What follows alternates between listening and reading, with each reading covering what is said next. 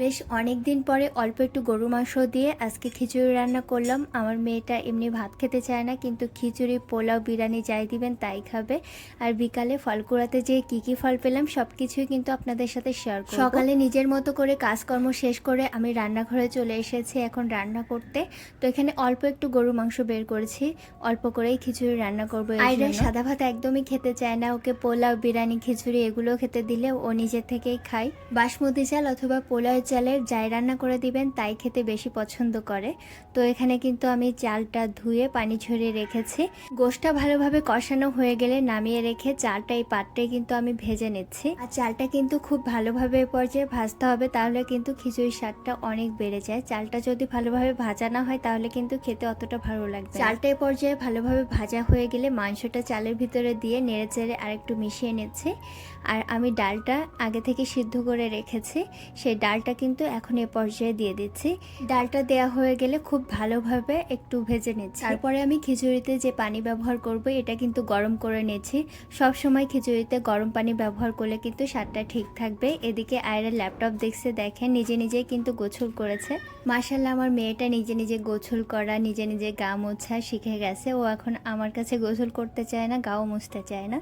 তারপরে কিন্তু এখানে খিচুড়ির পানিটা গরম হয়ে গেলে খিচুড়ির ভিতরে ঢেলে দিচ্ছি। কিছুক্ষণ জাল করার পরে কিন্তু এই যে দেখেন পানি কিন্তু টেনে এসেছে। তো তলায় যাতে লেগে না যায়, তো মাঝে মাঝে কিন্তু আমি নেড়ে দিচ্ছি। এখন ঢাকনা দিয়ে ঢেকে এটা আমি দমে বসিয়ে রাখবো। খুব অল্প আছে আমি কিন্তু দমে বসিয়ে রেখেছি। আর এখন কিন্তু আমাদের খিচুড়ি একদমই রেডি। আমি ঢাকনাটা খুলতেই এত সুন্দর একটা গন্ধ বের হয়েছে, বলার মতো না। তো অসম্ভব মজা লেগেছিল। অল্প একটু গরু মাংস দিয়ে আমি খিচুড়িটা রান্না করেছি, তবু অনেক মজা হয়েছে। আমার কাছে এমনি চালের থেকে পোলাও চালের খিচুড়িটা অনেক বেশি মজা লাগে, আর ল্যাটকা খিচুড়ির থেকে এই শুকনা খিচুড়িটা বেশি মজা লাগে। খিচুড়িতে অনেক মজা হয়েছিল, কিন্তু এই সময় টমেটো আর শসা খিচুড়ির সাথে অসম্ভব মজা লাগতো। এই সময় আমি অনেক মিস করতেছিলাম। তো আয়রার বাবা তো বাসায় ছিল না যে আনতে বলবো, তো রাত্রে অবশ্যই তাকে আনতে বলবো। তো দুপুরে খাওয়া দাওয়া শেষ করে ঘর বাড়ি গুছিয়ে আমরা বাইরে বের হয়েছি ফল কুড়ানোর উদ্দেশ্যে।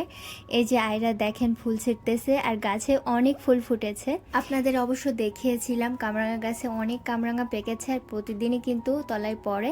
এর জন্য মা মেয়ে বের হয়ে গেলাম যে কি ফল নেওয়া যায় দেখা যাক। তো চলুন আমাদের সাথে দেখা যাক আমরা কি ফল কুড়াতে পারি।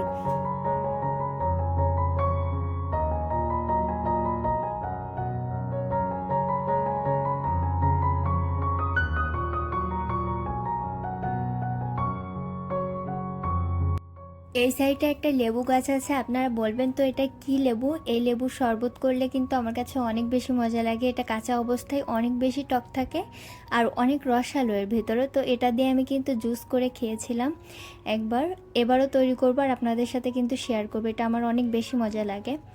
তো এখানে কিন্তু অনেক জামরুল পেকেছে, দেখতেই পাচ্ছেন গাছে কিন্তু অনেক প্রচুর পরিমাণে জামরুল হয়েছে, আর সব পেকে পেকে পড়ে যাচ্ছে। আর বাবাকে বলবো পেড়ে দিতে। তো এখানে একটা আমড়া গাছ দেখাই, এই আমড়াগুলো ছোট ছোট, এটা বিলেতি আমড়া বলে। তো খেতে অনেক বেশি মজা লাগে, এটা কিন্তু শুধুই খাওয়া হয়ে যায়। তো অনেকগুলা ধরেছিল। আমার রান্না চ্যানেলে কিন্তু এই আমরা জুস করে দেখিয়েছি, আপনারা সেরা স্বাদ চ্যানেলটি ঘুরে আসলে দেখতে পাবেন।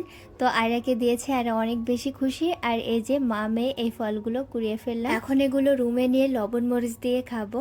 তো অনেক বেশি মজা লাগে আমার এই ফলগুলো খেতে, তার চেয়ে বেশি মজা লাগে গাছ থেকে কুড়াতে। তো তারপরে বিকালবেলা আয়রা এই যে গাড়ি নিয়ে বের হয়েছে একটু চালাবে বলে।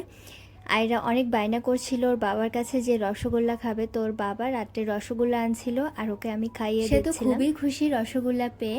তো আজকের মতো এখানেই বিদায় নিচ্ছি, আপনাদের সাথে দেখা হবে অন্য কোনো ভিডিওতে। সে পর্যন্ত সবাই অনেক বেশি ভালো থাকবেন। আল্লাহ হাফেজ।